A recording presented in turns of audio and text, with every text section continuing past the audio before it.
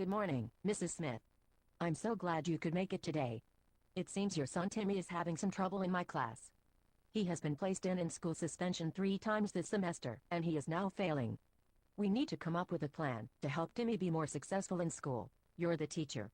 Why don't you come up with a plan on your own? Mrs. Smith, I can only help Timmy while he is here at school. I need you to help by following through with the plan at home. Timmy doesn't get in trouble at home. He only has problems at school. You hate him. You're out to get my son. Mrs. Smith, that simply isn't true. I treat your son fairly, just as I treat all of my other students. Timmy told me that you pick on him because he doesn't turn in his homework. That isn't exactly true. I asked Timmy why he wasn't doing his homework. I wanted to know if he needed help with the assignments. He needs extra time. Timmy has a learning disability. I think he's dyslexic. He has ADD. He has ADHD. He has an autism spectrum disorder. He sees a psychiatrist. He has a 504 plan. It's all in his 504 plan. I'm very surprised to hear that Timmy has so many difficulties. There is nothing in his cumulative file to suggest that he needs special education services. Perhaps we should have him tested by our school's diagnostician. No. I want him tested for GT. He's very, very smart. He's a genius. He is definitely gifted. Timmy has never received a grade higher than a C. He isn't passing in any subject.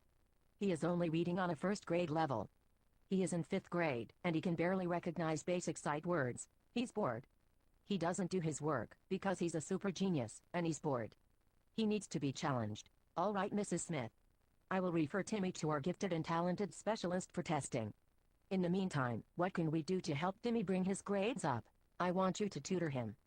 He needs extra help. I would be happy to tutor Timmy. I have tutoring groups after school on Mondays and Wednesdays. Timmy is welcome to come either day. No. Timmy is busy then.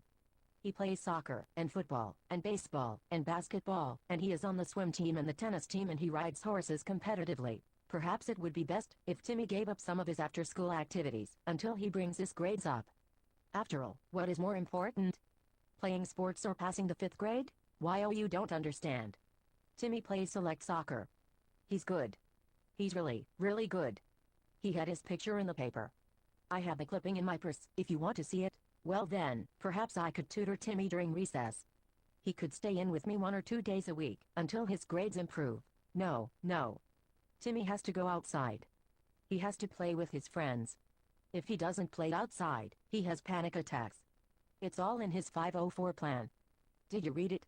It's all in there. He has to have recess. Mrs. Smith, I'm not sure what you want me to do. It's your fault that he's failing. You aren't teaching him right. I talked to all of the other parents, and they say you teach differently than the other teachers.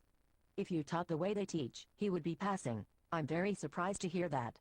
Especially since all of the 5th grade teachers plan our lessons together. Timmy says you make it too hard on purpose. You make him learn too much.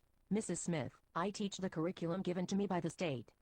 I only teach the material that the students are required by law to know. Are you calling Timmy a liar? He would never lie to me.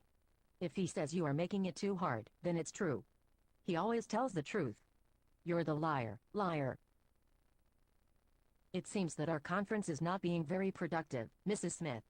Perhaps it would be best if we rescheduled for a time when an administrator can be present. No, that won't be necessary. I'm going to the principal to complain about you right now. I'm going to tell her what a horrible teacher you are and how you won't tutor Timmy. I'm a taxpayer. I pay your salary. You work for me. I think it would be best if you leave now. Mrs. Smith, you haven't heard the last of this. I'm going to the school board. I know people. My mother knows a lady who has a friend that goes to the same hairstylist as the superintendent's 3rd cousin. I'm going to tell them what an awful teacher you are and how you pick on Timmy and make him learn too much. You'll never work as a teacher again. I wish that were true. Goodbye, Mrs. Smith.